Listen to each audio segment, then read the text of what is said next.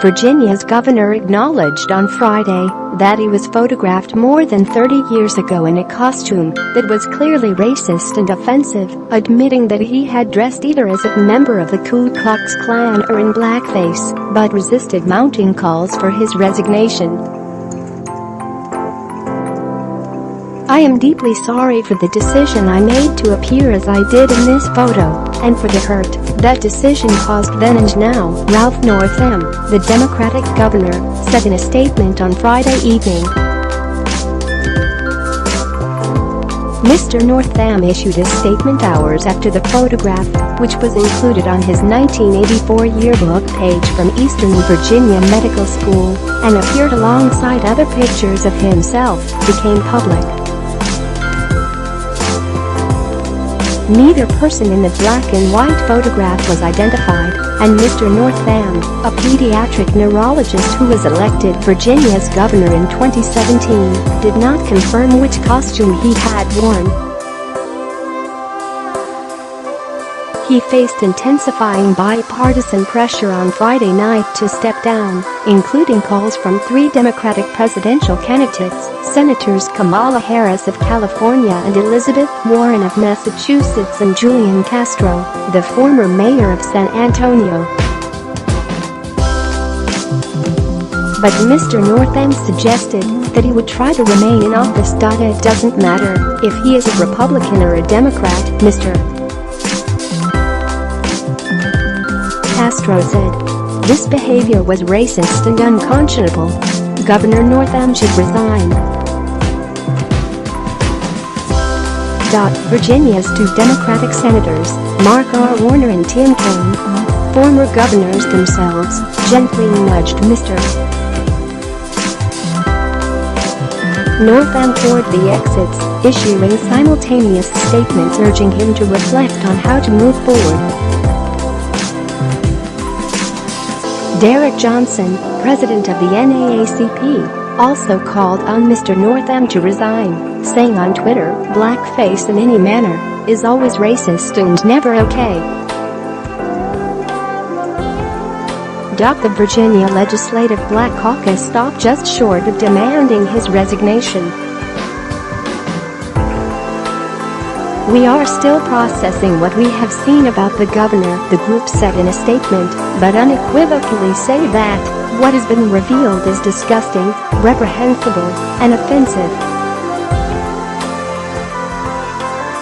"We feel complete betrayal," the statement said, adding that these pictures rip off the scabs of an excruciatingly painful history and are a piercing reminder of this nation's sins. There was no immediate consensus about Mr. Northam's future in Richmond, the Virginia capital. The chairman of the state Republican Party, Jack Wilson, condemned the picture as wholly inappropriate before Mr. Northam issued a statement and called for the governor's resignation if he was, in fact, in the photograph. Mayor Lee Stoney of Richmond, who is African American, and two of Virginia's freshman Democratic lawmakers, Representatives Abigail Spanberger and Elaine Luria, also urged the governor to resign. Some Virginia Democrats, though, defended Mr. Northam and said he should not quit. "The picture was in extremely poor taste, no question about that, but his life, since then, has been anything but," said Richard Saslaw, the Democratic leader of the Virginia Senate.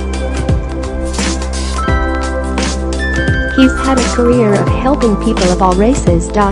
Mr. Saslaw said the governor should obviously apologize, but, alluding to the members of the state House and Senate, he added, "Which of the 140 of us would want to have revealed what we were doing in our early to mid-20s?